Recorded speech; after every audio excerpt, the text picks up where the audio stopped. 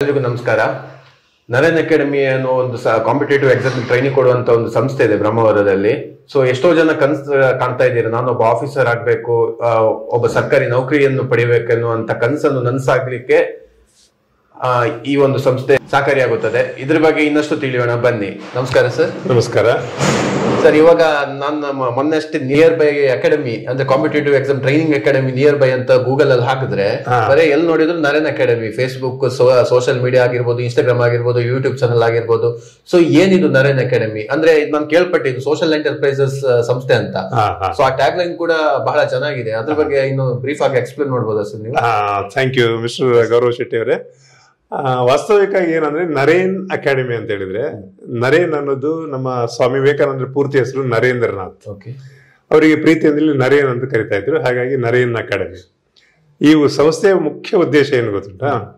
ನಮ್ಮ ಗ್ರಾಮೀಣ ಭಾಗದ ವಿದ್ಯಾರ್ಥಿಗಳು, ನಮ್ಮ ಕರಾವಳಿ ಹಾಗೂ ನಮ್ಮ ಕನ್ನಡ ನಾಡಿನ ಎಲ್ಲ ಗ್ರಾಮೀಣ ಭಾಗದ ವಿದ್ಯಾರ್ಥಿಗಳು ಈ ಸ್ಪರ್ಧಾತ್ಮಕ ಪರೀಕ್ಷೆಯಲ್ಲಿ ಭಾಗವಹಿಸಿ, ತುಂಬಾ ಪರೀಕ್ಷೆಗಳಿದೆ ತಮಗೆಲ್ಲ ಗೊತ್ತಿರುವ ಹಾಗೆ. ಕರ್ನಾಟಕ ಸರ್ಕಾರದಲ್ಲಿ ಹೇಳಿದ್ರೆ SDA, FDA, PDO, village accountant ಇಂದ ಹಿಡಿದು ಸಿವಿಲ್ ಸರ್ವಿಸ್ ವರೆಗೆ ಇದೆ. ಬಟ್ ವರ್ಷ ಇರುವುದಿಲ್ಲ, ಅಗತ್ಯ ಇದ್ರೆ ಮಾತ್ರ ಕರೆಯುವಂತದ್ದು ಒಂದು ಕ್ರಮ ಇದೆ. ಅದೇ ಕೇಂದ್ರ ಸರ್ಕಾರದ್ದು SSLC ಮೇಲೆ ಒಂದು ಪರೀಕ್ಷೆ ಇದೆ, MTS ಅಂತ ಹೇಳಿ. PUC ಮೇಲೆ ಒಂದಿದೆ, CHSL ಅಂತ ಹೇಳಿ. ಡಿಗ್ರಿ ಮೇಲೆ ಒಂದು ಪರೀಕ್ಷೆ ಇದೆ, ಅದು ಕಂಬೈನ್ಡ್ ಗ್ರಾಜುಯೇಟ್ ಲೆವೆಲ್ ಅಂತ ಹೇಳಿ. ಆಮೇಲೆ ಸಿವಿಲ್ ಸರ್ವಿಸ್, ನೀವೆಲ್ಲ ಕೇಳಿದ್ರೆ IAS ಅಂತ ಏನ್ ನಾವು ಆಡು ಭಾಷೆಯಲ್ಲಿ ಹೇಳ್ತೇವೆ, ಪರೀಕ್ಷೆ ಹೆಸರು ಸಿವಿಲ್ ಸರ್ವಿಸ್. ಈ ಎಲ್ಲ ಸ್ಪರ್ಧಾತ್ಮಕ ಪರೀಕ್ಷೆಗಾಗಿ ನಮ್ಮ ಗ್ರಾಮೀಣ ಭಾಗದ ವಿದ್ಯಾರ್ಥಿಗಳು ಮುಖ್ಯವಾಗಿ ಅದು ಭಾಗವಹಿಸಬೇಕು. ತಮಗೆಲ್ಲ ಗೊತ್ತಿರುವ ಹಾಗೆ ಇವತ್ತಿನ ದಿನಗಳಲ್ಲಿ ಯಾವುದೇ ಒಂದು ಸಂಸ್ಥೆಗೆ ನೀವು ಹೋದ್ರೆ ಫೀಸ್ ತುಂಬಾ ಇರ್ತದೆ ಅಲ್ವಾ? ಅದು ಗೊತ್ತಿದೆ, ಯಾಕಂದ್ರೆ ಅದು ಅಗತ್ಯವೂ ಕೂಡ ಇರ್ತದೆ. ಯಾಕಂದ್ರೆ ಅಲ್ಲಿ ಸಿಬ್ಬಂದಿ ವೇತನ, ಮತ್ತೊಂದು ಅವರಿಗೆ ಗೌರವಧನ, ಬಾಡಿಗೆ ಎಲ್ಲ ಬೇಕಾಗ್ತದೆ. ಬಟ್ ನಮ್ಮ ಒಂದು ಪರಿಕಲ್ಪನೆ ಏನು ಅಂತ ಹೇಳಿದ್ರೆ, ನಮ್ಮ ಎಸ್ಪೆಷಲಿ ನಮ್ಮ ಬ್ರಹ್ಮಾವರದ ಎಲ್ಲ ನಾಗರಿಕರು, ಡಾಕ್ಟರ್ ಪ್ರವೀಣ್ ಕುಮಾರ್ ಶೆಟ್ಟಿ ಅಂತ ಹೇಳಿ, ಮತ್ತೆ ಶಂಕರ್ ಪೂಜಾರಿ, ಮತ್ತೆ ನಮ್ಮಲ್ಲಿ ಇರುವಂತ ಎಲ್ಲ ರಿಸೋರ್ಸ್ ಪರ್ಸನ್, ಒಂದು ಸೋಷಿಯಲ್ ಎಂಟರ್ಪ್ರೈಸಸ್. ಸೊ ನಾವೆಲ್ಲ ನಮ್ಮ ರಂಗದಲ್ಲಿ ಸಾಧನೆ ಮಾಡಿದಂತ ವ್ಯಕ್ತಿಗಳಿದ್ದಾರೆ ಎಲ್ಲವರು. ನಾವು ಕೂಡ ಒಂದಷ್ಟು ಸಾಧನೆ ಮಾಡಿ ರಿಟೈರ್ಡ್ ಆದ್ಮೇಲೆ ಇದೊಂದು ಏನಾದ್ರು ಮಾಡ್ಬೇಕು ಅನ್ನೋ ಚಿಂತನ ಫಲವಾಗಿ ಗ್ರಾಮೀಣ ಭಾಗದ ವಿದ್ಯಾರ್ಥಿಗಳು social enterprise, no loss no profit.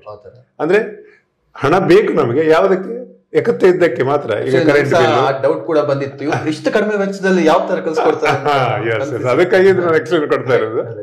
So ನಮ್ಗೆ ಬಾಡಿಗೆ, ಕರೆಂಟ್ ಬಿಲ್ಲು, ಮತ್ತೆ ಯಾವುದೇ ಒಂದು ಪ್ರಚಾರ ಕೂಡ ಬಹಳ ಅಗತ್ಯ ಇದೆ. ಒಂದು ಕರಪತ್ರ ಮಾಡ್ಬೇಕಾದ್ರೆ ಕರೆಂಟ್ ಕಲರ್ದು ಒಂದು 5 ರೂಪಾಯಿ ಆದ್ರೆ ಇದೆ ಕನಿಷ್ಠ ಒಂದಕ್ಕೆ.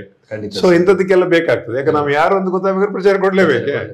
ಆ ನಿಟ್ಟಿನಲ್ಲಿ ಖರ್ಚುಗಳಿದೆ ಹೊರತು ಮತ್ತೆ ಹೆಚ್ಚಿಗೆ ನಾವು ಇದು ಮಾಡ್ಲಿಲ್ಲ. ಯಾಕಂದ್ರೆ no loss no profit. So ಬ್ರಹ್ಮಾವರದ ಎಲ್ಲ ನಾಗರಿಕರು ಸೇರಿ ಕಟ್ಟಿದ ಸಂಸ್ಥೆ ನರೇನ್ ಅಕಾಡೆಮಿ. ಇದ್ರ ಉದ್ದೇಶ ಬಹಳ ಸ್ಪಷ್ಟ ಇದೆ, ಬನ್ನಿ ಸ್ಪರ್ಧಾತ್ಮಕ ಪರೀಕ್ಷೆಯಲ್ಲಿ ಭಾಗವಹಿಸಿ ಪಾಸ್ ಆಗಿ.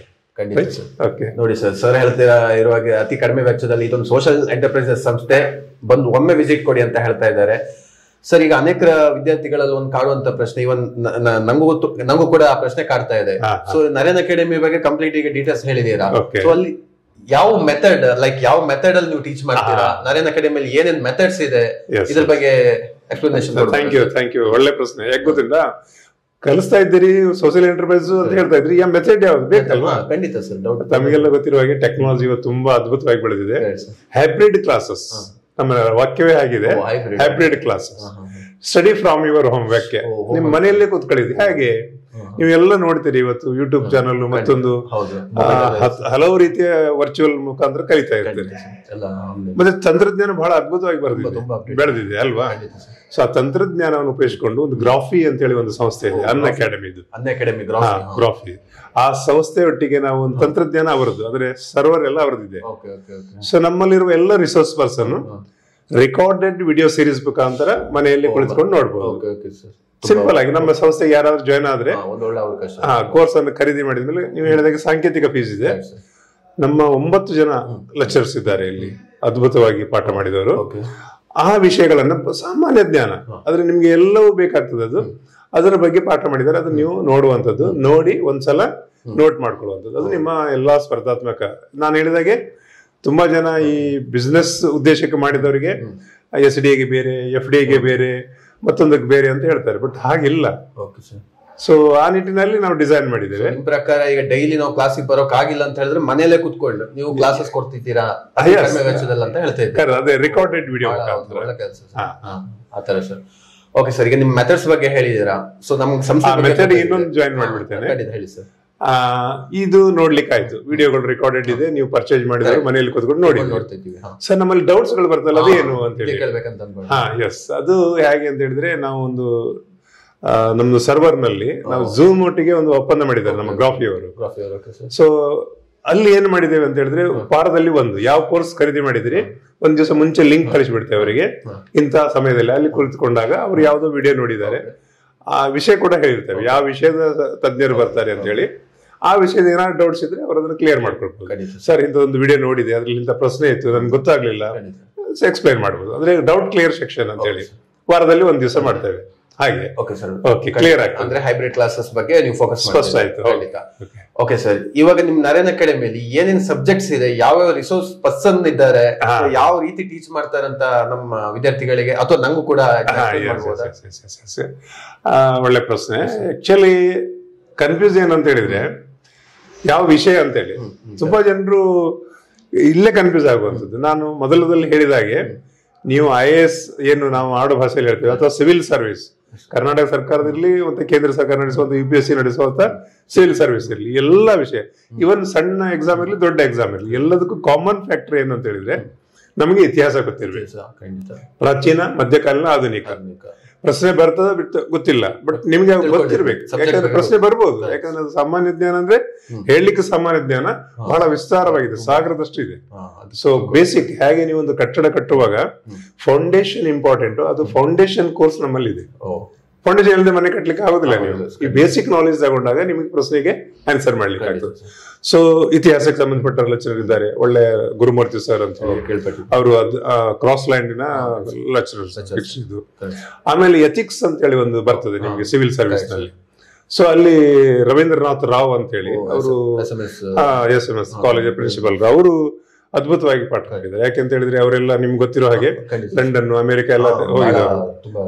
ಸೊ ಅವರು ಪಾಠ ಮಾಡಿದ್ದಾರೆ. ಸೊ ಮೈ ಸೆಲ್ಫ್ ನಾನು ಹೇಳುದಾದ್ರೆ ನನ್ನದು ಪಾಲಿಟಿ ಅಂತ ಹೇಳಿದ್ರೆ ಸಂವಿಧಾನಬದ್ಧವಾಗಿ ಪ್ರಧಾನಮಂತ್ರಿಗೆ ಅಧಿಕಾರ ಏನಿರ್ತದೆ, ರಾಷ್ಟ್ರಪತಿಗೆ ಏನು ಅಧಿಕಾರ ಇರ್ತದೆ, ಈ ವಿಷಯದ ಕುರಿತು ತುಂಬಾ ಪ್ರಶ್ನೆ ಬರ್ತದೆ. ಸ್ವಲ್ಪ ತಾಂತ್ರಿಕ ವಿಷಯ ಇರೋದ್ರಿಂದ ಇದನ್ನ ನಾನು ಮಾಡ್ತಾ ಇದ್ದೇನೆ. ಕರೆಂಟ್ ಅಫೇರ್ಸ್ ಕೂಡ ನಾನು ಮಾಡ್ತೇನೆ. ನಮ್ಮಲ್ಲಿ ತಾವು ಕೂಡ ಈಗ ಗೌರವ್ ಶೆಟ್ಟಿ ಅಂತ ಹೇಳಿ ಕಂಪ್ಯೂಟರ್ GK ಸಾಮಾನ್ಯ ಜ್ಞಾನ ಬಹಳ ಕೇಳ್ತಾ ಇದ್ದಾರೆ. ಇತ್ತೀಚೆಗೆ ಅಂತೂ ಕಂಪ್ಯೂಟರ್ ಇದ್ದೇ ಇರ್ತದೆ ಪ್ರಶ್ನೆ. ವಿಲೇಜ್ ಅಕೌಂಟೆಂಟ್ ಅಲ್ಲಿ 25 ಮಾರ್ಕ್ಸ್ ಅದಕ್ಕಾಗಿ ಇಟ್ಟಿದ್ದಾರೆ. ಸೊ ಅದು ಬಹಳ ಇಂಪಾರ್ಟೆಂಟ್. ಆಮೇಲೆ ಅಮೃತ ಅಡಿಗ ಅಂತಿದ್ದಾರೆ, ಜಿಯೋಗ್ರಫಿ, ನದಿ ಪರ್ವತ ಶ್ರೇಣಿ ಇದ್ರ ಬಗ್ಗೆ ಪ್ರಶ್ನೆ ಬರ್ತದೆ, ಅದು ಇದೆ. ಮಲ್ಲಿಕಾ ಮೇಡಮ್ ಅಂತಿದ್ದಾರೆ, ಮ್ಯಾಥಮೆಟಿಕ್ಸ್ ಇದು ಅವರು ರಿಲೇಟೆಡ್ ಮಾಡ್ತಾರೆ. ಹಾಗೆ ಗೌರವ್ ಸಾರಿ ನಿಮ್ಮ ಹೆಸರು ಹೇಳಾಯ್ತು, ನಮ್ಮ ಹೆಗಡೆ ಅಂತ ಹೇಳಿ ಒಬ್ಬರಿದ್ದಾರೆ, ಅವರು ಚೇತನ್ ಹೆಗಡೆ ಅಂತ ಹೇಳಿ, ಒಳ್ಳೆ ಡಿಸೈನ್, ಅವರೆಲ್ಲ ಸೈನ್ಸ್ ಅಂಡ್ ಟೆಕ್ನಾಲಜಿಗೆ ಸಂಬಂಧಪಟ್ಟಾಗ ಅವ್ರು ಮಾಡ್ತಾರೆ. ಸೊ ಹೀಗೆ ಒಂದು 9 ಜನರದ್ದು ಅದ್ಭುತವಾದ ತಂಡ ಇದೆ. ಮುಖ್ಯವಾಗಿ ಕನ್ನಡ ಕಂಪಲ್ಸರಿ, ಕಡ್ಡಾಯ ಕನ್ನಡ ಪರೀಕ್ಷೆ ಇದೆ ಅಲ್ವಾ, ಭವ್ಯ ರೈ ಅಂತಿದ್ದಾರೆ, ಅದ್ಭುತವಾದ ಕನ್ನಡ ಪಾಠವನ್ನು ಮಾಡ್ತಾರೆ, ಅವರು ಆ ವಿಷಯಗಳನ್ನು ತಗೊಳ್ತಾರೆ. ಹೀಗೆ ಎಲ್ಲಾ ಲೆಕ್ಚರರ್ಸ್ ರೆಕಾರ್ಡೆಡ್ ವಿಡಿಯೋದೊಂದಿಗೆ ಡೌಟ್ ಕ್ಲಿಯರ್ ಸೆಷನ್ ಎರಡೂ ಕೂಡ ಏಕಾಲಕ್ಕೆ ಆಗ್ತದೆ. ಸೊ ಹೈಬ್ರಿಡ್ ಕ್ಲಾಸಸ್ ಮನೆಯಲ್ಲೇ ಕೂತ್ಕೊಂಡು study from your home conversation ಕೂಡ ಮಾಡಬಹುದು. ಖಂಡಿತ. ಓಕೆ ಸರ್, ಈಗ ನಿಮ್ ಸಂಸ್ಥೆ ಬಗ್ಗೆ ಒಂದು ಕ್ಲಿಯರ್ ಕಟ್ ನಮ್ಗೆ ಐಡಿಯಾ ಸಿಕ್ಕಿದೆ. ಈಗ ಕಾಂಪಿಟೇಟಿವ್ ಎಕ್ಸಾಮ್ ಕಡೆ ಬಂದ್ರೆ ತುಂಬಾ ಜನ ಗೊಂದಲಕ್ಕೊಳಗಾಗಿದ್ದಾರೆ. ಲೈಕ್ ಹಾರ್ಡ್ ವರ್ಕ್ ಮುಖ್ಯನಾ, ಸ್ಮಾರ್ಟ್ ವರ್ಕ್ ಮುಖ್ಯನಾ? ಸೊ ನೀವು ಇದ್ರ ಬಗ್ಗೆ ಏನ್ ಹೇಳ್ತೀರಾ? ಹಾರ್ಡ್ ವರ್ಕ್ ಯಾವ ತರ, ಸ್ಮಾರ್ಟ್ ವರ್ಕ್ ಯಾವ ತರ ಮಾಡ್ಬೇಕಂತ ಪಾಸ್ ಆಗ್ಬೇಕಾದ್ರೆ? ತುಂಬಾ ಜನ ಹೇಳ್ತಾರೆ, ಅದು ನನ್ಗೆ ಆಶ್ಚರ್ಯ ಕಾಣ್ತದೆ. 9 ಗಂಟೆ ಓದಿದೆ, 10 ಗಂಟೆ ತುಂಬಾ ಈಗ ಕೇಳಿದೆ. ಅದು ನನಗೆ ಅನ್ಸ್ಬಿಟ್ಟಿಗೆ ಅದು ಒಂಥರ ಹೇಳುವಾಗ ಒಂದು ಭಾವನಾತ್ಮಕವಾಗಿ ಹೇಳ್ತಾರೆ, ಬಟ್ ಅಷ್ಟು ತಗೊಳ್ಳೋದಿಲ್ಲ. ಕಷ್ಟಪಡ್ಬೇಕಾಗ್ತದೆ, ಆದ್ರೆ ಆತರ ಅಲ್ಲ. ನೀವು ಊಟ, ಕಾಫಿ, ತಿಂಡಿ ಎಲ್ಲ ಬಿಟ್ಟು ನೀವು ಓದಿದ್ರೆ ಅದು ಬೇರೆನೇ ಸಮಸ್ಯೆ ಆಗ್ತದೆ. ಹಾಗೆಲ್ಲ ಅಗತ್ಯ ಇಲ್ಲ ವಿದ್ಯಾರ್ಥಿಗಳಿಗೆ. ನನ್ನ ಒಂದು ಕಿವಿ ಮಾತು ಏನಂದ್ರೆ, ನಿಮ್ಮ ಏನು ದಿನನಿತ್ಯ ಕಾರ್ಯಗಳಿದೆ ಅದು ಮಾಡಿ.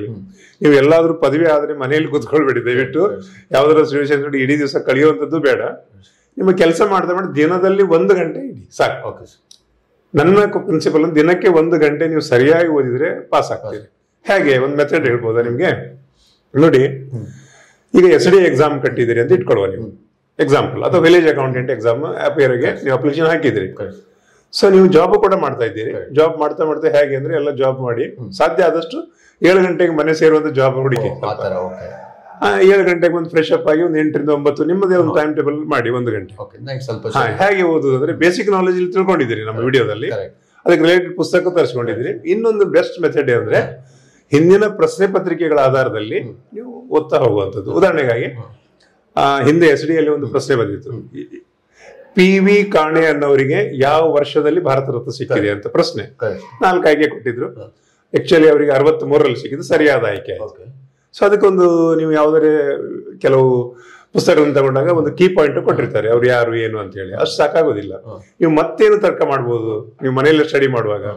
ಆ ಪ್ರಶ್ನೆ ಪತ್ರಿಕೆ ಗೊತ್ತಾಯ್ತು, ವಿಷಯ ಗೊತ್ತಾಯ್ತು, ಬಟ್ ಅಷ್ಟಕ್ಕೆ ಬಿಡುವಂತದ್ದಲ್ಲ. ಹಾಗಿದ್ರೆ ಇವರಿಗೆ ಭಾರತದ ಸಿಕ್ಕಬೇಕಾದ್ರೆ ಏನ್ ಸಾಧನೆ ಮಾಡಿದ್ದಾರೆ? ಆಕ್ಚುಲಿ ಇವರು ಮಹಾರಾಷ್ಟ್ರದವರು, ಅದು ತಿಳ್ಕೊಳ್ಳಿ. ಯಾವ ರಾಜ್ಯದವರು? ಮಹಾರಾಷ್ಟ್ರ. ಇವರ ಮನೆ ಭಾಷೆ ಯಾವುದು? ಕೊಂಕಣಿ. ಇವರ ರಾಜ್ಯ ಭಾಷೆ ಯಾವುದು? ಮರಾಠಿ. ಇವರಿಗೆ ಯಾವ ಭಾಷೆಯಲ್ಲಿ ಏನನ್ನು ಸಾಧನೆ ಮಾಡಿದ್ದಾರೆ ಅಂದ್ರೆ ಹಿಂದಿ ಭಾಷೆಯಲ್ಲಿ ಹಿಂದೂ ಧರ್ಮದ ಬಗ್ಗೆ 6500 ಪುಟಗಳನ್ನು ಬರೆದಿದ್ದಾರೆ. ಸೊ ಹಾಗಾಗಿ ಅವರಿಗೆ ಭಾರತ ರತ್ನ ಪ್ರಶಸ್ತಿ ಸಿಕ್ಕಿದೆ. ಸೊ ಹಿಂದಿ ಭಾಷೆಯಲ್ಲಿ ಹಿಂದೂ ಧರ್ಮದ ಬರಿಬೇಕಾದ್ರೆ ಯಾವ ಭಾಷೆಯಲ್ಲಿ ಪಾಂಡಿತ್ಯ ಇತ್ತು? ಆಫೀಸಿಯಲ್ಲಿ ನಮ್ಗೆ ಸಂಸ್ಕೃತ ಗೊತ್ತಿರ್ಬೇಕು. ಸಂಸ್ಕೃತ ಗೊತ್ತಿದ್ರೆ ಮಾತ್ರ ನಮ್ಮ ಹಿಂದೂ ಧರ್ಮದ ಅಥೆಂಟಿಕೇಟೆಡ್ ಆಗಿ ಮಾತಾಡಬಹುದು, ಬರಿಬಹುದು ನಾವು. ಸೊ ಈ ತರ ಪ್ರಶ್ನೆಗಳು ಬರ್ಬೋದು. ಸೊ 15 ಪ್ರಶ್ನೆಗೆ ನಾನು ಈಗ ನಿಮ್ಗೆ ಹೇಳಿದೆ, ತರ್ಕ ಮಾಡುವಂಥದ್ದು ಅಷ್ಟೇ. ಸೊ ಒಂದು ಪ್ರಶ್ನೆ ಇಟ್ಕೊಳ್ಳಿ, ಹಿಂದಿನ ಪ್ರಶ್ನೆ ಪತ್ರಿಕೆ ಏನೇನು ಬರ್ಬೋದು ಅಂತ ತರ್ಕ ಮಾಡ್ತಾ ನೋಟ್ ಮಾಡ್ತಾ ಹೋಗಿ. ಖಂಡಿತ 100 ಪ್ರಶ್ನೆಗೆ 10 ಅಂತ ಹೇಳಿದ್ರು 400-500 ಪ್ರಶ್ನೆಗಳಾಯ್ತು. ಸಾವಿರಾರು ಪ್ರಶ್ನೆಗಳಿಗೆ ನೀವು ಆನ್ಸರ್ ಮಾಡಿದಾಗ ಆಯ್ತು. ಸೊ ಈಗ ಸಿಂಪಲ್ ಆಗಿ ಈಗ ನಾವು ಅದನ್ನ ಪ್ರಿಪೇರ್ ಮಾಡಿದ್ರೆ UPSCಗೆ ಬೇರೆ ಎಲ್ಲಾ ಎಕ್ಸಾಮಿಗೂ ಹೆಲ್ಪ್ ಆಗುತ್ತಾ, ಅಥವಾ ಒಂದ್ ಎಕ್ಸಾಮಿಗೆ ಓದಿದ್ರೆ ಬರೀ ಆ ಎಕ್ಸಾಮಿಗೆ ಮಾತ್ರ? ಇಲ್ಲ, ನಾನು ಮತ್ತೆ ಹೇಳುವುದೇನಂತ ಹೇಳಿದ್ರೆ ಎಲ್ಲಾ ಸ್ಪರ್ಧಾತ್ಮಕ ಪರೀಕ್ಷೆಯಲ್ಲಿ ಕಾಮನ್ ಫ್ಯಾಕ್ಟರ್ ಇದು ಇತಿಹಾಸ, ಸಂವಿಧಾನ. ಸಂವಿಧಾನ ಅಂದ್ರೆ ನಿಮ್ಗೆ ಡೆಪ್ತ್ ಅಂತ ಆಗತ್ತೆ. ಇಲ್ಲ ಡೆಪ್ತ್ ಎಲ್ಲಿ ಬೇಕಾಗ್ತದೆ? ಸಿವಿಲ್ ಸರ್ವಿಸ್ ಅಲ್ಲಿ ಬೇಕಾಗ್ತದೆ. ನಾನು ಹೇಳ್ತಾ ಇರೋದು SDA, FDA, ಫೌಂಡೇಶನ್ ಮತ್ತೆ ಈ ತರದ ಪ್ರಯತ್ನ ಸಾಕಾಗ್ತದೆ. ಈ ತರ ಮಾಡಿದ್ರೆ ಸಾಕಾಗ್ತದೆ. ಒಂದಾಯ್ತು. ನೀವು ಸಿವಿಲ್ ಸರ್ವಿಸ್ ಹೇಳಿದ್ರೆ ಅಲ್ಲಿ ಸ್ವಲ್ಪ ಏನಂತ ಹೇಳಿದ್ರೆ ಓದೋ ಅಭ್ಯಾಸ ಇರ್ಬೇಕು. ಹೇಗೆ ಅಂತ ಹೇಳಿದ್ರೆ ಅಲ್ಲಿ ಪ್ರಶ್ನೆ ನೋಡಿ, ಇದು ಬೇಸಿಕ್ ನಾಲೆಜ್ ಆಯ್ತು. ಯಾವುದೇ ಒಂದು ವಿಷಯ ಕೇಳಬೇಕಾದ್ರೆ ವಿಸ್ತಾರವಾಗಿ ಬರೀಲಿಕ್ಕೆ ಇರ್ತದೆ. ನೀವು ಬರೆಯುವುದು ಯಾವಾಗ? ನಿಮ್ಗೆ ಶಬ್ದಗಳು ಮಾತಾಡ್ಬೇಕು. ಶಬ್ದಗಳು ಮಾತಾಡ್ಬೇಕಾದ್ರೆ ನಿಮ್ಗೆ ಓದೋ ಅಭ್ಯಾಸ ಇರ್ಬೇಕು. ದಿನಪತ್ರಿಕೆ ಓದಿ ಸಾಕು. ಒಂದು ದಿನಪತ್ರಿಕೆ ತಗೊಳ್ಳಿ, ಆಮೇಲೆ ಒಂದು ವಾರ ಪತ್ರಿಕೆ ತಗೊಳ್ಳಿ, ಒಂದು ಕನ್ನಡ ಒಂದು ಇಂಗ್ಲಿಷ್ 2 ತಗೊಳ್ಳಿ. 2ರ ಬಗ್ಗೆ ಭಾಷಾ ಜ್ಞಾನ. ಅದು ನೀವು ಯಾವುದೇ ಒಂದು ವಿಷಯ ಕೊಟ್ಟಾಗ ನಿಮ್ಮ ಲೇಖನಿ ಮಾತಾಡ್ಲಿಕ್ಕೆ ಸ್ಟಾರ್ಟ್ ಆಗುತ್ತೆ. ತುಂಬಾ ಜನ ಅದೇ ತಪ್ಪು ಮಾಡ್ತಾರೆ. ಮಾರ್ಕೆಟ್ ಅಲ್ಲಿ ಒಂದು 10,000 ಬುಕ್ ಬಂತ ಹೇಳಿದ್ರೆ ಅದು ಮಿಸ್ಟೇಕ್ ಆಗುತ್ತೆ. ಓದ್ತಾ ಇದ್ರೆ ಅದು ಪಾಸ್ ಮಾಡ್ಲಿಕ್ಕೆ ಆಗೋದಿಲ್ಲ. ಸೊ ಡಾಕ್ಟರ್ ಇಂಜಿನಿಯರ್ಸ್ ಎಲ್ಲ ಹೆಚ್ಚಾಗಿ ಇತ್ತೀಚೆಗೆ ಆಯಾಸ ಆಗ್ತಾರೆ. ಯಾಕೆ ನೋಡಿ, ಅವ್ರದ್ದೊಂದು ಪಾಯಿಂಟ್ ಏನಂತ ಹೇಳಿದ್ರೆ ಯಾವುದೇ ವಿಷಯನ ಅವರು ಒಂದು ಫ್ರೇಮ್ ವರ್ಕ್ ಅಲ್ಲಿ ಸ್ಟಡಿ ಮಾಡಿಬಿಡ್ತಾರೆ. ಹೇಗೆ ಅಂದ್ರೆ ಪ್ರಾಚೀನ ಅಂತ ಹೇಳಿದಾಗ ಸಿಂಧು ನಾಗರಿಕತೆ, ವಾಟ್ ಇಸ್ ದ ಸಿಂಧು ನಾಗರಿಕತೆ ಅಂತ ನೋಡಿ ಒಂದು ಭಾವನೆ ಅನಾಲಿಸಿಸ್ ಮಾಡಿ ಓದ್ತಾ ಹೋಗ್ತಾರೆ. ಯಾಕಂದ್ರೆ ಅವ್ರು ಹಾಗೆ ಸ್ಟಡಿ ಮಾಡಿ ಅಭ್ಯಾಸ ಇರ್ತದೆ. ನಮ್ಮವ್ರು ಸಿಂಧು ನಾಗರಿಕತೆ ಅಂದ್ರೆ ಹೆದರ್ಕೊಂಡು ಏನು ಎಲ್ಲಿ ಕನ್ಫ್ಯೂಸ್ ಆಗಿಬಿಡ್ತದೆ. ಸಾವಧಾನದಲ್ಲಿ ಫ್ರೇಮ್ ವರ್ಕ್ ಒಂದು ತರ್ಕ ಮಾಡ್ತಾ, ಓ ಇದು ಹೀಗಾಗಿ ಎಷ್ಟು ವರ್ಷದ ಹಿಂದೆ ಆಯ್ತು, ಕ್ರಿಸ್ತ ಪೂರ್ವ 3500. ಸೊ ಈಗ ಕ್ರಿಸ್ತ ಶಕ ಅಂದ್ರೆ 5000 ವರ್ಷ ಹಿಂದೆ ಒಂದು ದೊಡ್ಡ ನಾಗರಿಕತೆ. ಅನ್ನೆಸೆಸರಿ ಓದೋ ಬದಲ ಪಾಯಿಂಟ್ಸ್ ಯಾವಾಗ ಸ್ಟಾರ್ಟ್ ಆಗಿದ್ದ ನೀವು ಓದೋ ಅಭ್ಯಾಸ ಇದ್ರೆ ಇದನ್ನ ನೀವು ಎಷ್ಟು ಬೇಕಾದ್ರೂ 4 ಪೇಜ್ ಬರಿಬಹುದು. ಕರೆಕ್ಟ್. ನಮ್ಮ ಭವ್ಯ ಭಾರತದ ಇತಿಹಾಸವನ್ನು ನೋಡಿದಾಗ ಸಿಂಧು ನಾಗರಿಕತೆ ಸಾವಿರಾರು ವರ್ಷಗಳಿಂದ ಬೆಳೆದಿತ್ತು, ಅದು ಬರಿಬಹುದಲ್ಲ. Point. Okay sir, thank you. So ಈಗ ಕಾಂಪಿಟೇಟಿವ್ ಎಕ್ಸಾಮ್ ನಲ್ಲಿ ಪೇಷನ್ಸ್ ಎಷ್ಟು ಮುಖ್ಯ ಸರ್? ಕೆಲವರಿಗೆ ಒಂದು ಅಪ್ಲೈ ಮಾಡಿರ್ತಾರೆ, ಎಕ್ಸಾಮ್ ಇನ್ನೂ 1 ವರ್ಷ ಇದೆ, ಆಮೇಲೆ ಓದಿದ್ರೆ ಆಯ್ತು, ನಾಳೆ ಓದಿದ್ರೆ ಆಯ್ತು, ನಾಡ್ದು ಓದಿದ್ರೆ ಆಯ್ತು, ಹತ್ರ ಬರೋಕ್ ಓದಿದ್ರೆ ಆಯ್ತು ಅನ್ನೋ ಒಂದು ಅಭ್ಯಾಸ ರೂಢಿ ಮಾಡ್ಕೊಂಡಿರ್ತಾರೆ. ಇದ್ರ ಬಗ್ಗೆ ಏನ್ ಹೇಳ್ತೀರಾ? ಇಲ್ಲ, ಅದೇ ಹೇಳಿದ್ದು ಈಗ ನಿಮ್ಗೆ 1 ಗಂಟೆ ಸಾಕು ಅಂತ ಹೇಳಿದ್ರೆ. ಯಾಕೆ ಹೇಳಿದೆ? 1 ಗಂಟೆಯಲ್ಲಿ ನೀವು ಈ ತರ ಕೂಲ್ ಆಗಿ ಕೂತ್ಕೊಂಡು ಒನ್ ಬೈ ಒನ್ ಅಥೆಂಟಿಕೇಟೆಡ್ ಎಲ್ಲ 1 ಪಾಯಿಂಟ್ ಮಾಡಿದ್ರಿ, ತರ್ಕ ಮಾಡಿದ್ರಿ, ಅನಾಲಿಸಿಸ್ ಮಾಡಿದ್ರಿ, ಅಲ್ಲಿ ಇಟ್ರಿ 1 ಗಂಟೆ ಸಾಕು. ಇಷ್ಟ ಆಯ್ತಾ? ಮತ್ತೆ ಓದೋ ಅಭ್ಯಾಸ ಆಗೋಗಿದೆ. ಪತ್ರಿಕೆ ಓದ್ಲಿಕ್ಕೆ ಯಾವಾಗ್ಲೂ ಓದ್ಬೋದಲ್ಲ, ಓದಿದ್ರಿ. ಸೊ ಅವೆಲ್ಲ ನಿಮ್ಮ ಚಿಂತನ ಮಂಥನದಲ್ಲಿ ಅವು ಶಬ್ದಗಳಾಗಿ ರೂಪ ಪಡಿತವೆ. IIScಗೆಲ್ಲ ನಿಮ್ಗೆ ಹೆಲ್ಪ್ ಆಗ್ತದೆ. ಬಾಕಿದಕ್ಕೆ ನಿಮ್ಗೆ MCQ ಇರೋದ್ರಿಂದ ರೈಟ್ ಮಾಡ್ಲಿಕ್ಕೆ ಈಸಿ ಆಗಿ ಮಾಡ್ತೀರಿ. ಇಲ್ಲಿ ಕ್ಲಿಯರ್ ಆಯ್ತಾ? ಒಂದು ನಿಮ್ಗೆ ಇನ್ನೊಂದು ಅದಕ್ಕೆ ಉಪಮೆಯಲ್ಲಿ ಹೇಳುವುದಾದ್ರೆ, ಇವತ್ತು ತೆಂಗಿನ ಸಸಿ ಇಟ್ಟಿದ್ದೀರಿ, ರೈಟ್? ನಮ್ಮ ಕೋಸ್ಟಲ್ ಅಲ್ಲಿ ಅದ್ಭುತವಾಗಿ ಕೋಸ್ಟಲ್ ಟಾಲ್ ಅಂತ ಇದೆ, ಒಂದು ವೆರೈಟಿ. ಅದು ಇವತ್ತು ಸಸಿ ಇಟ್ರಿ 7 ವರ್ಷ ಫಲ ಬೇಕು. ಅದು ಫಲ ಕೊಡ್ಲಿಕ್ಕೆ 7 ವರ್ಷ ಬೇಕು. ಈಗ ನಿಮ್ ನಂಬಿಕೆ ಏನು ಅಂದ್ರೆ, ನಮ್ಮ ಅಜ್ಜ ಅಲ್ಲಿ ಸಸಿ ನೆಟ್ಟಿದ್ದಾನೆ, ಅದು ಫಲ ಕೊಡ್ತಾ ಇದೆ. ನೋಡಿದಾಗ ನನಗೂ ನಂಬಿಕೆ ಏನಂತ ಹೇಳಿದ್ರೆ ನಾನು ಒಂದ್ ಸಸಿ ಇಟ್ಟರೆ ಡೆಫಿನೆಟ್ಲಿ ಫಲ ಕೊಡ್ತದೆ ಅಂತ ಹೇಳಿ, ಮಕ್ಕಳಿಗೆ ಆಗತ್ತೆ ಅಂತ ಅಲ್ವಾ. ಸೊ ನಾನು ಒಂದ್ ಸಸಿ ಇಡ್ತೇನೆ, ಖಂಡಿತ ಅದು 7 ವರ್ಷಕ್ಕೆ ಫಲ ಕೊಡ್ತದೆ. ಸೊ ನೀವು ನಿಮ್ಮನ್ನು ನೀವು ನಂಬಬೇಕು ವಿದ್ಯಾರ್ಥಿಗಳೇ. ನೀವು ಇವತ್ತು 1 ಗಂಟೆ ಓದಿದ್ದು ನಿಮ್ಗೆ ನಿಮ್ಮ ಮೆದುಳಿನಲ್ಲಿ ಅದು ಸಂಗ್ರಹ ಆಗ್ತಾ ಹೋಗ್ತದೆ, GB ಗೀಗಾಬೈಟ್ ಆಗ್ತಾ ಹೋಗ್ತದೆ ಅಲ್ವಾ. ಸೊ ಖಂಡಿತ ನಿಮ್ಗೆ ಅದು ಸಹಕಾರಿ ಆಗ್ತದೆ. ನಮ್ಮಲ್ಲಿ ಒಂದು ಗೊಂದಲ ಏನಂದ್ರೆ ಆ ಪರೀಕ್ಷೆಗೋಸ್ಕರ 4 ತಿಂಗಳು ಬೆಳಗ್ಗೆಯಿಂದ ಸಂಜೆವರೆಗೆ ಕ್ಲಾಸಸ್ ಅದೆಲ್ಲ ಅಗತ್ಯ ಇಲ್ಲ. 1 ಗಂಟೆ ಸಾಕು, ಬಟ್ ಪರ್ಫೆಕ್ಟ್ ಆಗಿ ಓದ್ಬೇಕು ಒನ್ ಬೈ ಒನ್. ಓಕೆ, ನೋಡಿ ಸ್ನೇಹಿತರೆ, ಸರ್ ಹೇಳ್ದಂಗೆ ನೀವು ಏನ್ ಓದ್ತೀರಾ ಅದನ್ನ ಪರ್ಫೆಕ್ಟ್ ಆಗಿ ಕ್ವಾಲಿಟಿಯಾಗಿ ಓದಿ ನೋಟ್ ಮಾಡ್ಕೊಂಡು ರೀಕಾಲ್ ಮಾಡಿ ಅಂತ ಹೇಳ್ತಾರೆ. ಹೌದು, correct. Okay, thank you sir. So ಇವಾಗ ಸರ್ ಒಂದು ಕೊನೆ ಹಂತಕ್ಕೆ ಬರ್ತಿದ್ದೀವಿ. ಸೊ ಇವಾಗ ಇತ್ತೀಚೆಗೆ PWD ಮತ್ತೆ PDO ಕಾಲ್ ಫಾರ್ ಕೂಡ ಮಾಡಿದ್ದಾರೆ ಸರ್ಕಾರದಿಂದ, ಕರ್ನಾಟಕ ಸರ್ಕಾರದಿಂದ. ಸೊ ಇದಕ್ಕೆ ಸಿದ್ಧತೆ ಪೂರ್ವಕವಾಗಿ ನಿಮ್ ನರೇನ್ ಅಕಾಡೆಮಿಯಿಂದ ಯಾವ ತರ ಲೈಕ್ ಪ್ಲಾನ್ ಮಾಡಿದೀರಾ? ಥ್ಯಾಂಕ್ ಯು, ಇದು ಒಳ್ಳೆ ಪ್ರಶ್ನೆ. ಯಾಕಂದ್ರೆ ತುಂಬಾ ಜನ ಕಾಯ್ತಾ ಇದ್ದಾರೆ. ಈಗ ವಿದ್ಯಾರ್ಥಿಗಳೇ ತುಂಬಾ ನೋಡ್ತಾ ಇದ್ದೇನೆ ಯೂಟ್ಯೂಬ್ ಅಲ್ಲಿ, ಹಾಗೆ ಹೀಗೆ ನಡೀತಾ ಇದೆ ಚರ್ಚೆ. ಆದ್ರೆ ಭರ್ತಿ ಮಾಡೋದು ಗ್ಯಾರಂಟಿ. ನೋಡಿ, ವಿಲೇಜ್ ಅಕೌಂಟೆಂಟ್ ಭರ್ತಿ ಮಾಡೋದು ಗ್ಯಾರಂಟಿ. ಅದು ಯಾವಾಗ ಅಂತ ಹೇಳಲಿಕ್ಕೆ ಆಗೋದಿಲ್ಲ, ಯಾಕಂದ್ರೆ ಹಲವು ಕಾರಣಗಳಿದೆ, ಕಾರಣಗಳು ಎಕ್ಸ್ಪ್ಲೇನ್ ಮಾಡ್ತಾ ಆಗೋದಿಲ್ಲ. ಅಂತೂ ಆಗೋದು ಗ್ಯಾರಂಟಿ. ಅದು ನನ್ನ ಅಂದಾಜು ಮುಂದಿನ ಆಗಸ್ಟ್ ಒಳಗೆ ಅಂತ ಎಕ್ಸಾಮ್ ಆಗೇ ಆಗ್ತದೆ, ನನ್ನ ಒಂದು ಅಂದಾಜು ಪ್ರಕಾರ. ನಮ್ಮ ಸಂಸ್ಥೆ ಏನ್ ಮಾಡ್ತಾ ಇದೆ ವಿದ್ಯಾರ್ಥಿಗಳಿಗೆ ಅಂತ ಹೇಳಿದ್ರೆ 2 ಕೋರ್ಸ್ ಅನ್ನು ಡಿಸೈನ್ ಮಾಡಿದ್ದಾರೆ. ಸಿವಿಲ್ ಸರ್ವಿಸ್ ಏನಿದೆ ಅದು ನಿಮ್ಮ ಲಾಂಗ್ IAS KS ಎಲ್ಲಾ ಪರೀಕ್ಷೆಗೂ ಸಹಕಾರಿಯಾಗಿ. ಸೊ ಅದು ಬಹಳ ಕಡಿಮೆ ವೆಚ್ಚ ಇಟ್ಟಿದ್ದೇನೆ. ವೆಚ್ಚ ನೀವು ಡೌನ್ಲೋಡ್ ಮಾಡಿ ನಮ್ಮ ಆಪ್ ಅನ್ನು ಗೂಗಲ್ ಪ್ಲೇ ಸ್ಟೋರ್ಗೆ ಹೋಗಿ ನಮ್ಮ ಆಪ್ ಡೌನ್ಲೋಡ್ ಮಾಡಿಕೊಂಡ ತಕ್ಷಣ ಅಲ್ಲಿ ನೀವು ಅದನ್ನು ನೋಡ್ಬೋದು. ಬಹಳ ಕಡಿಮೆ ಇದೆ. ನಾನೀಗ ಹೇಳಿದ್ರೆ ಬಾಕಿಯವರಿಗೆ ಒಂಥರ ವಿಚಿತ್ರ ಕಾಣ್ಬೋದು, ನಿಮ್ಗೆ ಗೊತ್ತಾಗ್ತದೆ. ಡೌನ್ಲೋಡ್ ಮಾಡಿದ್ಮೇಲೆ ಕಟ್ಲೇಬೇಕಂತಿಲ್ಲ, ಹಣ ನೋಡಿಕೊಳ್ಳೋದು. ನಿಮ್ಗೆ ಆಗ್ಬೋದು ಅಂತಂದ್ರೆ ಪೇಮೆಂಟ್ ಮಾಡ್ಬೋದು, ಇಲ್ಲದ್ರೆ ಇಲ್ಲ. ಒಂದು ಪಾಯಿಂಟ್. ಸೊ ಇದಕ್ಕೆ ಏನ್ ಮಾಡಿದೆ, ಬಹಳ ಕಡಿಮೆ, ನೀವು ನಂಬಲಿಕ್ಕೆ ಸಾಧ್ಯ ಇಲ್ಲ. 299 ಅಲ್ಲಿ ನಾವು ವಿಲೇಜ್ ಅಕೌಂಟೆಂಟ್ PDOಗೆ. ಎಸ್, ಅದು ಯಾಕೆ ಅಂತ ಹೇಳಿದ್ರೆ ಬಹಳ ಸಿಂಪಲ್ ಆಗಿದೆ. ಇದು ಸ್ವಲ್ಪ ಟೆಕ್ನಿಕಲ್ ಇದೆ. ಈಗ ವಿಲೇಜ್ ಅಕೌಂಟೆಂಟ್ ಅಲ್ಲಿ ನಿಮಗೆ ಕಂದಾಯ ನಿಯಮಗಳ ಬಗ್ಗೆ ಸ್ವಲ್ಪ ನಾವು ಡೀಟೇಲ್ಸ್ ಹೇಳ್ತಾ ಇರ್ತೇವೆ. ಆಮೇಲೆ ಪಂಚಾಯತ್ ಅಭಿವೃದ್ಧಿ ಬಗ್ಗೆ, ಪಂಚಾಯತ್ ರೂಲ್ಸ್ ರೆಗ್ಯುಲೇಷನ್ ಅಧಿನಿಯಮಗಳ ಬಗ್ಗೆ, ಪಂಚಾಯತ್ ಆಕ್ಟ್ ಯಾವಾಗ ಇದು ಬಂತು ಅದ್ರ ಬಗ್ಗೆ, 73ನೇ ತಿದ್ದುಪಡಿ ಬಗ್ಗೆ ಅದ್ರಲ್ಲಿ ಡೀಟೇಲ್ಸ್ ಬೇಕಾಗ್ತದೆ. ಅದೆಲ್ಲ ಕೆಲವು ಮೊತ್ತ ನೀವು ಅದು ಡೌನ್ಲೋಡ್ ಮಾಡಿದ್ರೆ ಮಾತ್ರ ಗೊತ್ತಾಗ್ತದೆ. ಇಷ್ಟು ಕಡಿಮೆ ಅಂದ್ರೆ ಪ್ರಥಮದಲ್ಲಿ ಹೇಳಿದೆ ನಾನು. ಓಕೆ, ಸೊ ಅದು ಆ ಒಂದು ಇದು ತಕ್ಷಣಕ್ಕೆ ಯಾರು ಡೌನ್ಲೋಡ್ ಮಾಡ್ತಾರೆ ಅವರಿಗೆ ಇದೊಂದು ವ್ಯವಸ್ಥೆ ಮಾಡಿದ್ದೇವೆ. ಇನ್ನೊಂದು ಪಾಯಿಂಟ್, ಅಕಸ್ಮಿಕ ನಮ್ಗೆ ಆ ಮೊತ್ತವೂ ಸಂದಾಯ ಮಾಡ್ಲಿಕ್ಕೆ ಸಾಧ್ಯ ಇಲ್ಲ ಅನ್ನೋ ವ್ಯಕ್ತಿ ಯಾರಾದ್ರೂ ಇದ್ರೆ, ನನ್ಗೆ ಗೊತ್ತಿರೋ ಕರ್ನಾಟಕ ಸಾಕಷ್ಟು ಬೆಳವಣಿಗೆ ಆಗಿದೆ. ಬೇರೆ ರಾಜ್ಯಕ್ಕೆ ಹೋಲಿಸಿದ್ರೆ ಪ್ರಗತಿದಾಯಕ ರಾಜ್ಯ ನಮ್ಮದು. ಆ ಮೊತ್ತವನ್ನು ಕಟ್ಲಿಕ್ಕೆ ಸಾಧ್ಯ ಇಲ್ಲ ಅನ್ನೋರು ನಮ್ಮ ಯಾರು ಇಲ್ಲ ಅಂತ ನಾನು ಭಾವಿಸಿದ್ದೇನೆ. ಆದ್ರೂ ಕೂಡ ಯಾಕೆ ಕಟ್ಟಬೇಕು ಅಂತ ಹೇಳಿದ್ರೆ, ನಾವು ಯೂಟ್ಯೂಬ್ ನಲ್ಲಿ ಅದನ್ನ ಈ PDO ಮತ್ತು ವಿಲೇಜ್ ಅಕೌಂಟೆಂಟ್ ಸಂಬಂಧಪಟ್ಟ ಹಾಗೆ ರೆಕಾರ್ಡೆಡ್ ವಿಡಿಯೋಸ್ ಹಾಕ್ತೇವೆ ಅಲ್ಲಿ ಯೂಟ್ಯೂಬ್ ಅಲ್ಲಿ. ಅದನ್ನ ಸಿರೀಸ್ ಪ್ರಕಾರ ನೋಡ್ತಾ ಹೋದ್ರೆ ಅದನ್ನು ಕೂಡ ಅವರು ಸಾಧನೆ ಮಾಡಬಹುದು. ಇದು ಯಾವುದಕ್ಕೆ, PDO ಮತ್ತು ಇದಕ್ಕೆ. ಕೋರ್ಸ್ ಹೆಸರು ಏನಿದೆ ಅಂದ್ರೆ ನೀವು ಪರ್ಚೇಸ್ ಮಾಡೋದಾದ್ರೆ ಸಿವಿಲ್ ಸರ್ವಿಸ್, ಅದು IAS KS ಆಯ್ತು. ಇಲ್ಲಿ polity for all competitive exam. Polity ಅಂದ್ರೆ ಕೇವಲ ಪಾಲಿಟಿ ಇರೋದಿಲ್ಲ, related to village accountant PDO related ಎಲ್ಲ ವಿಷಯದಲ್ಲಿ ಒಳಗೊಂಡಿರ್ತದೆ. ಸೊ ಇದನ್ನು ತಗೊಳ್ಳಿ.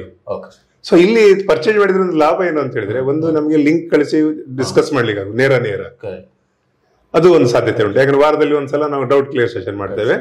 ಮತ್ತೆ ಯಾವುದೇ ಇದು ಇಲ್ಲದೆ, ಗೊಂದಲ ಇಲ್ಲದೆ ನೋಡ್ಬೋದು. ಯಾಕಂದ್ರೆ ನೀವು ಯೂಟ್ಯೂಬ್ ಅಲ್ಲಿ ಆದ್ರೆ ಆಡ್ ಮತ್ತೊಂದೆಲ್ಲ ಬರ್ತದೆ. ಈ ದೃಷ್ಟಿಯಲ್ಲಿ ನಾವು ಇಲ್ಲ, ಅದು ಕೂಡ ಕಷ್ಟ ಅನ್ನೋರಿಗೆ ಯೂಟ್ಯೂಬ್ ಅಲ್ಲಿ ನೋಡಿ ಅಂತ ನನ್ನ ಸಲಹೆ. So Brahmavar Naren academy YouTube ಅನ್ನು ಸಬ್ಸ್ಕ್ರೈಬ್ ಮಾಡಿ, ಖಂಡಿತ ಅದು ಸಾಧ್ಯತೆ ಆಗ್ತದೆ. ಸರ್ ಹೇಳೋ ಪ್ರಕಾರ ಆಪ್ ಮೂಲಕ ಹೋಗಿ ನೀವು ಅಮೌಂಟ್ ನೋಡಬಹುದು. ಕಟ್ಟೋಕ್ಕಾಗಿಲ್ಲ ಅಂತ ಹೇಳಿದ್ರೆ ನೀವು ಸರ್ ಬಂದು ಕಾಂಟ್ಯಾಕ್ಟ್ ಕೂಡ ಮಾಡಬಹುದು, ಯೂಟ್ಯೂಬ್ ಚಾನಲ್ ಕೂಡ ವಿಸಿಟ್ ಮಾಡಬಹುದು. ಇಷ್ಟು ಆಪ್ಷನ್ ಕೊಡ್ತಾ ಇದ್ದಾರೆ. ಸೊ ಒಂದು ಕೊನೆಯ ಪ್ರಶ್ನೆ ಸರ್, ನಮ್ಮ ವಿದ್ಯಾರ್ಥಿಗಳಿಗೆ ಹಾಗೂ ಆಕಾಂಕ್ಷಿಗಳಿಗೆ ಒಂದು ಕಿವಿ ಮಾತು, ನಿಮ್ಮ ಎಕ್ಸ್ಪೀರಿಯನ್ಸ್ ಇಂದ ಒಂದು ಕಿವಿ ಮಾತು ಹೇಳ್ಬೇಕಂದ್ರೆ ಏನ್ ಹೇಳ್ತೀರಾ? ಒಂದು ಮೋಟಿವೇಶನ್ ಆಗಿರ್ಬೋದು, ಕಿವಿ ಮಾತಾಗಿರ್ಬೋದು ವಿದ್ಯಾರ್ಥಿಗಳಿಗೆ. ಕಿವಿ ಮಾತು ನಾನೆಲ್ಲ ಈಗಾಗಲೇ ಹೇಳಿದ್ದೆಲ್ಲ ಕಿವಿ ಮಾತುಗಳೇ ಇದೆ.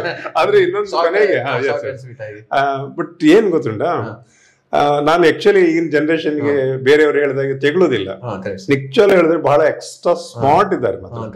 ನಮಗೆ ಅವರು ಈಗಿನ ಪ್ರಾಯದ ವಿದ್ಯಾರ್ಥಿಗಳು ಏನು ಕಾಲೇಜಿನಲ್ಲಿ ಇದ್ದಾರೆ, ಅವರಿಗೆ ಇರುವ ಜ್ಞಾನ ಇದೆಲ್ಲ ಅವರದ್ದು 100 ನಮಗಿಂತ 100 ಪಟ್ಟು ಅವರಲ್ಲಿ ಉಂಟು. ಖಂಡಿತ ಅವರೆಲ್ಲ ಸ್ಮಾರ್ಟ್ ಇದ್ದಾರೆ. ಒಂದೇ ಒಂದು ವಿಷಯ ವಿದ್ಯಾರ್ಥಿಗಳೇ, ನೀವು ಯಾವುದೇ ವಿಷಯನ ನಾನು ಹೇಳಿದಾಗೆ ಒಂದು ಒಳಗೆ ನಿಮ್ಗೆ ಅದು ಮಾಡ್ತೇನೆ ಅನ್ನೋ ಒಂದು ಕಾನ್ಫಿಡೆನ್ಸ್ ಬರ್ಬೇಕು. First point confidence.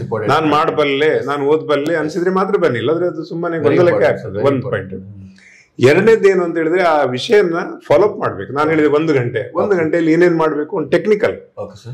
ಸೊ ಈಗ ನೋಡಿ ಯಾಕೆ ಅಂತ ಹೇಳಿದ್ರೆ ಶ್ರೀಮಂತ ಮಕ್ಕಳು ಮಧ್ಯಮ ವರ್ಗದವರು ಫೀಸ್ ಎಲ್ಲ ಕಟ್ಟಿ ಪಾಸ್ ಆಗ್ತಾರೆ ಅಂತ ಹೇಳಿದ್ರೆ ಒಂದು ಹಣದ ವಿಷಯ ಅಲ್ಲಿ ಬಹಳ ಕ್ಲಿಯರ್ ಆಗಿರ್ತದೆ, ಫ್ಯಾಮಿಲಿ ಬ್ಯಾಕ್ ಗ್ರೌಂಡ್ ಆಗಿರ್ತದೆ, ಮನೆಯಲ್ಲಿ ಕೂಡ ಚರ್ಚೆ ಆಗ್ತದೆ, ವಿಮರ್ಶೆ ಆಗ್ತದೆ, ಮತ್ತೆ ಆ ಪವರ್ಸ್ ಮಹತ್ವ ಏನಂತ ಅದು ನೋಡಿರ್ತಾರೆ. ಹಾಗಾಗಿ ಸಹಜವಾಗಿ ಅವರೆಲ್ಲ ಸೌಲಭ್ಯ ಕೊಡಿಸಿ ಪಾಸ್ ಆಗ್ತಾರೆ. ನಮ್ಮ ಗ್ರಾಮೀಣ ವಿದ್ಯಾರ್ಥಿಗಳಲ್ಲಿ ಸಂಕೋಚ ಸ್ವಭಾವ ಇರ್ತದೆ, ಮತ್ತೊಂದು ಇರ್ತದೆ, ಇಂಥ ಹಣ ಕಟ್ಟಬೇಕಾದ್ರೂ ಆಲೋಚನೆ ಮಾಡ್ತಾರೆ, ಸಾಧ್ಯ ಉಂಟಾ ಇಲ್ವಾ, ಇದು ಏನು ಗೊಂದಲ ಅಂತ ಇರ್ತದೆ. ಅದಕ್ಕೆ ಇವತ್ತು ಸಾಧನೆಗಳಿದೆ, ನೋಡಿ ಪರೀಕ್ಷೆ ಮಾಡ್ಕೊಳ್ಳಿ, ಸರಿಯಾಗಿ ಗಮನಿಸಿ ಆಮೇಲೆ ಜಾಯ್ನ್ ಆಗಿ. ಒಂದು ಸೊ ಒಟ್ಟಿನಲ್ಲಿ 1 ಗಂಟೆ ನೀವು ಇದಕ್ಕಾಗಿ ಮೀಸಲಿಟ್ಟು ಪಾಸ್ ಆಗ್ತೀರಿ, ಇಷ್ಟು ಮಾತ್ರ ಸತ್ಯ. ಕಚ್ಚಿ ಹಿಡಿಬೇಕಂತ ಹೇಳ್ತೇವಲ್ಲ ನಾವು, ಹಠ ಹಿಡಿದು ಇದು ಮಾಡಬಲ್ಲೆ ಮಾಡ್ತೇನೆ ಅಂತ ಹೇಳಿ ಆ ಒಂದು ಟೈಮ್ ಅನ್ನ ಫಾಲೋ ಅಪ್ ಮಾಡ್ಬೇಕು. ನೋಡಿ ವಿದ್ಯಾರ್ಥಿಗಳೇ, ನಮ್ ಸರ್ ಹೇಳಿದ ಪ್ರಕಾರ ಕಾನ್ಫಿಡೆನ್ಸ್ ಇಂಪಾರ್ಟೆಂಟ್ ಹಾಗೂ ಹಠ ಕೂಡ ಇಂಪಾರ್ಟೆಂಟ್. ನಾನು ಮಾಡ್ತೀನಿ ಅಂತ ಹೇಳಿದ್ರೆ ಖಂಡಿತ ನೀವು ಮಾಡ್ತೀರಾ ಅಂತ ಹೇಳ್ತಾ ಇದ್ದಾರೆ. ಇಲ್ಲಿ ತನಕ ಬಂದು ಸಾಕಷ್ಟು ನಮಗೆ ಮಾಹಿತಿ ಕೊಟ್ಟಿದ್ದೀರಾ ಸರ್, ಕಾಂಪಿಟೇಟಿವ್ ಎಕ್ಸಾಮ್ ಬಗ್ಗೆ ಆಗಿರ್ಬೋದು, ನರೇನ್ ಅಕಾಡೆಮಿ ಬಗ್ಗೆ ಆಗಿರ್ಬೋದು, ನೀವು ಮಾಹಿತಿ ಕೊಟ್ಟಿದ್ದಕ್ಕೆ ಧನ್ಯವಾದಗಳು ಸರ್. ವಿದ್ಯಾರ್ಥಿಗಳು, ಈ ಮಾಹಿತಿಯನ್ನು ನೀವು ಸರಿಯಾದ ರೀತಿಯಲ್ಲಿ ಉಪಯೋಗ ಮಾಡ್ಕೊಂಡ್ರೆ ಖಂಡಿತವಾಗಿ ನಿಮ್ ಸಕ್ಸಸ್ಸಿಗೆ ಹೆಲ್ಪ್ ಆಗತ್ತಂತ ಹೇಳ್ತಾ, ಏನೇ ಡೌಟ್ಸ್ ಇದ್ರು ನರೇನ್ ಅಕಾಡೆಮಿಗೆ ನೀವು ಯಾವತ್ತೂ ಕೂಡ ನಮ್ ಸರ್ನ ಬಂದು ಕಾಂಟ್ಯಾಕ್ಟ್ ಮಾಡಬಹುದು, ಅಪ್ಲಿಕೇಶನ್ ಡೌನ್ಲೋಡ್ ಮಾಡಬಹುದು, ಚಾನಲ್ಸ್ ನೋಡಬಹುದು, ಇದನ್ನೆಲ್ಲ ಉಪಯೋಗ ಮಾಡಿ ಖಂಡಿತ ನೀವು ಸಕ್ಸಸ್ ಕಾಣ್ತೀರಾ ಅಂತ ಹೇಳ್ತಾ ಧನ್ಯವಾದಗಳು.